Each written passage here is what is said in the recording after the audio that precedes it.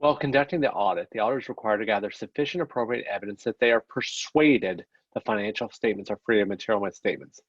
The standard is not that you conclude that the financial statements are free of misstatements because the audit faces certain constraints. First is the nature of accounting.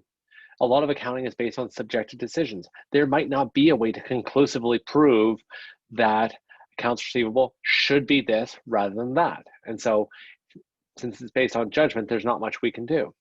Second is the nature of auditing. We're providing reasonable assurance. We cannot look at everything. So we sample, we do other procedures, we talk to people. We're not able to detect all fraud. Fraud is hidden by collusion. There are certain constraints we can't get around.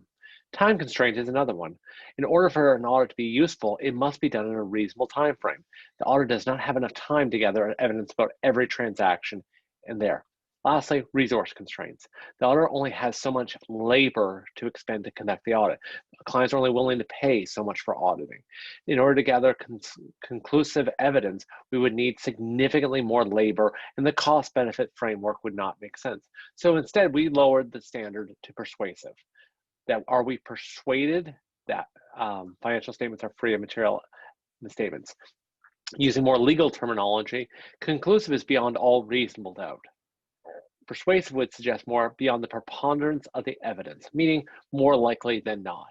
And so we do our very best with light of the nature of accounting, the nature of auditing, the time constraints, and the resource constraints.